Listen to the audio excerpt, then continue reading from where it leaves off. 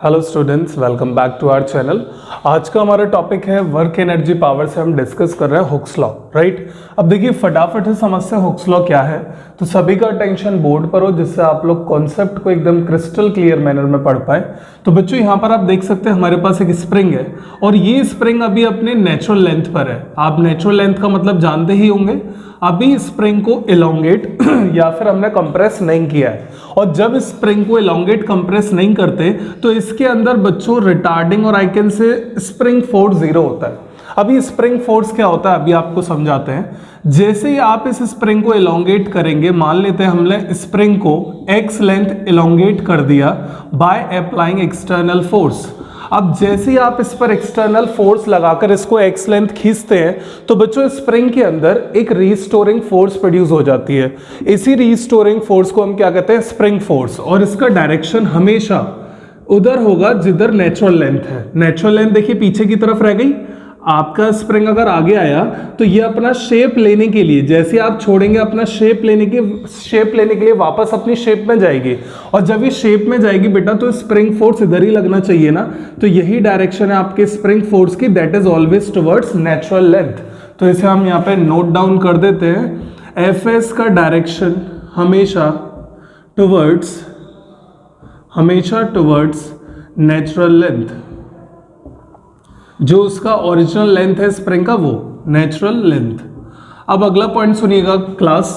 अब आप लोग क्या करिए, हमने देखा स्प्रिंग फोर्स आ गया और आपको फील लेना, अगर ये स्प्रिंग फोर्स देखना है तो आप अपने एक्सटर्नल फोर्स को जीरो कर दीजिएगा, विड्रॉ कर दीजिए। आपको स्प्रिंग पीछे जाता हुआ दिखेगा। कौन ले जा रहा है पीछे, that is FS, right, spring force.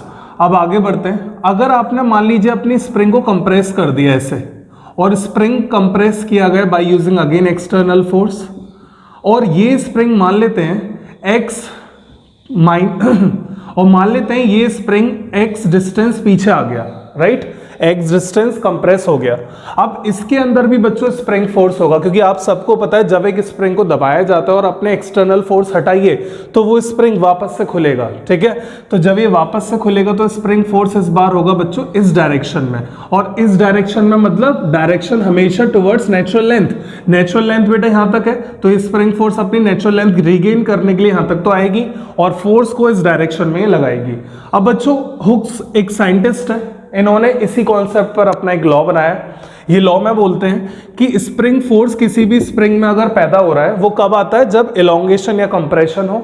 This one is your elongation and that one is compression, ठीक है बच्चा पार्टी। अब देखिए, अब हुक्स लॉ बोलते हैं ये जो स्प्रिंग फोर्स है ये डिपेंड करता है x पर। x is the change in length, कि आप कितना चेंज कर रहे हो लेंथ को इलोंगेट करते समय या कंप्रेस करते वक्त। जैसे ही बच्चों आप प्रोपोर्शनलिटी हटाएंगे you will get -k × x। ये है हुक्स लॉ के अकॉर्डिंग स्प्रिंग फोर्स मेजर करने का फॉर्मूला किसी भी स्प्रिंग में। अब आप लोग सोच रहे होंगे सर ये नेगेटिव साइन क्या है। बेटा नेगेटिव साइन डायरेक्शन के लिए आपने देखा कि अगर आपका स्प्रिंग +x इधर जा रहा है तो स्प्रिंग फोर्स देखिए अपोजिट है। कहने का सेंस है अगर स्प्रिंग का डिस्प्लेसमेंट हम इधर कर रहे हैं तो स्प्रिंग फोर्स अपोजिट आ रहा है, स्प्रिंग का डिस्प्लेसमेंट इधर कर रहे हैं तो स्प्रिंग फोर्स अपोजिट आ रहा है, इसलिए माइनस लगाया। के यहां पर होता है बच्चों हमारे पास स्प्रिंग कांस्टेंट, और स्प्रिंग कांस्टेंट का यूनिट आप लोग समझिएगा क्या मैं फाइंड करने वाला हूं। K = आएगा F/x, F is newton, x is metre, तो unit of spring constant is newton per metre, ठीक है। ये जो K होता है बच्चों, K आपको बताता है स्टिफनेस ऑफ स्प्रिंग के बारे में। जैसे कि फॉर एग्जांपल आपने देखा होगा कुछ स्प्रिंग बहुत पतली होती हैं, कुछ स्प्रिंग काफी मोटी होती हैं। साइकिल की गद्दे के नीचे वाली स्प्रिंग देखिएगा, आप उनको अपने हाथ से नहीं खींच सकते, एलोंगेट कंप्रेस नहीं कर सकते हैं। और जो टॉय कार में आते हैं ना इजीली आप स्ट्रेच कर सकते हैं। तो जो टॉय कार वाली स्प्रिंग होती है उनका K कम होता है, और जो साइकिल की गद्दी के नीचे, बाइक के गद्दी के नीचे लगी होती है उनका स्प्रिंग कांस्टेंट ज्यादा। और ये सिंपली आपको ये बताता है कि कितना न्यूटन फोर्स लग रही है उसका पर मीटर खींचने के लिए, दैट्स अ स्प्रिंग कांस्टेंट। जितना ज्यादा स्प्रिंग कांस्टेंट होगा उतना ज्यादा स्टिफनेस होगा, यानी उतना ज्यादा उसको इलोंगेट या कंप्रेस करना हार्ड होगा, मुश्किल होगा, ठीक है बच्चों। तो ये था स्प्रिंग फोर्स के बारे में कुछ कंटेंट। अब इसी में बच्चों हम ग्राफ ड्रॉ करेंगे। ग्राफ को कैसे ड्रॉ करेंगे वो आप देखिएगा इधर। आप लोगों को ड्रॉ करना है graph spring force and elongation में, लाइक दिस। यहाँ पे एलोंगेशन ले लीजिए, इधर स्प्रिंग फोर्स ले लीजिए। क्या लग रहा है ग्राफ कैसा होना चाहिए? Parabola, rectangular, hyperbola, straight line या और कोई अदर शेप जो आपके माइंड में हिट करे। तो बच्चों इसमें देखिए दोनों तरफ वाई एक्सिस में आपका है स्प्रिंग फोर्स, एक्स एक्सिस में एलोंगेशन लेंथ, दोनों पर पावर 1 है। आप पावर देखा करिए, पावर अगर 1 है तो no doubt it's a straight line. तो हम लोग यहाँ पे स्ट्रेट लाइन कैसे खींचेंगे? अगर हम इसे कंपेयर करें अपनी स्ट्रेट लाइन इक्वेशन से, वैसे स्ट्रेट लाइन इक्वेशन होता है बच्चों y equal to m x plus c, ये होता है, पर यहाँ पे c क्या है? 0। बायो वाले बच्चों को थोड़ा सा दिक्कत रहेगी यहाँ पर समझते वक्त, पर कोई नहीं, हम किस लिए बच्चों y equal to m x plus c, c 0 है, c क्या होता है? That's a intercept. अगर आपकी लाइन ऐसे कट कर रही है तो ये y एक्सिस को कितना कट कर रही है? दैट्स c, और m क्या है इसका? Slope, right? m is slope, और slope equal to tan theta आप लोगों ने पढ़ रखा होगा ग्राफ्स में। तो बच्चों फटाफट से इसका अगर मुझे ग्राफ बनाना पड़े तो y equal to m x से कंपेयर हो रहा है, c इसमें है नहीं, और y equal to m x का ग्राफ देखिए कुछ ऐसे बनता है। या तो लाइन ऐसे जाती है, ओरिजिन से पास होती, ओरिजिन को इंटरसेप्ट करती है, या फिर ये ऐसे करके जाती है। ऐसे जब जाती है जब y equal to plus m x होता है, और ऐसे जब जाएगी जब y equal to minus m x होगा। आपके पास माइनस आ रहा है तो आपकी लाइन ऐसे बननी चाहिए। तो हमें पता लग चुका है किस तरीके से हमारा ग्राफ जाएगा, लाइक दिस। ये होगा बच्चों हमारा graph. This is the graph between spring force and elongation और कंप्रेशन लेंथ। ये आपको अच्छे से याद रखना है। अब देखिए इस पर एक क्वेश्चन जरूर हम लगाना चाहेंगे कि ये तो चलिए ग्राफिकल स्टडी हो गया, मैथमेटिकल हो गया विद साइन के, डायग्राम, डायरेक्शन। अब हम बात करते हैं कि इस पर न्यूमेरिकल कैसे बनेगा, तो वो आपको दिखाते हैं। फटाफट से आप स्क्रीनशॉट ले लीजिए। This one is the given problem.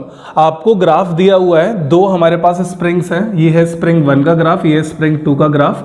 Graph को देखकर आपको ये बताना है कौन सा स्प्रिंग का ज्यादा के है, किस स्प्रिंग का ज्यादा स्प्रिंग कांस्टेंट है के, यानी कौन सा स्प्रिंग कितना ज्यादा स्टिफ होगा। तो बच्चों कुछ नहीं करना है आपको क्या करना है? स्लोप इक्वल टू क्या होता है? टेन थीटा, और यहाँ पर स्लोप किसके बराबर है? देखिए ग्राफ में ये होता है m। अगर आप इसे कंपेयर करें जनरल इक्वेशन को इस इक्वेशन से, तो m इक्वल टू k मिलेगा, यानी ग्राफ का स्लोप k के बराबर होगा स्प्रिंग कांस्टेंट। तो यहाँ पे हम k लिख सकते हैं। अब देखिए थीटा जितना ज्यादा k भी उतना ज्यादा, because they are directly proportional. तो देखिए थीटा 2 ज्यादा है थीटा 1 से, देख रहे हैं बच्चों आप, थीटा 2 ज्यादा है। अगर बेटा थीटा 2 ज्यादा हुआ तो इसका स्प्रिंग कांस्टेंट ज्यादा होगा एज कंपेयर टू फर्स्ट वाली स्प्रिंग। और अगर हमारा K2 ज्यादा है तो हमारी स्प्रिंग K2 ज्यादा स्टिफ है, मोर स्टिफ। मोर स्टिफ मतलब ऑडियंस, मोर स्टिफ मतलब that is very hard to elongate और compress, that's the meaning of K। तो यहां पर आपको ये सारा कंटेंट अगर क्लियर हुआ है, give us a like in the comment box, जिससे हमें और मोटिवेशन आए और हम आप लोगों के लिए और अच्छा कंटेंट लेकर आए। तो आज के लिए हम इतना ही रखेंगे, जब तक के लिए पढ़ते रहिए। डाउट के लिए please comment us. Okay, tata, good bye.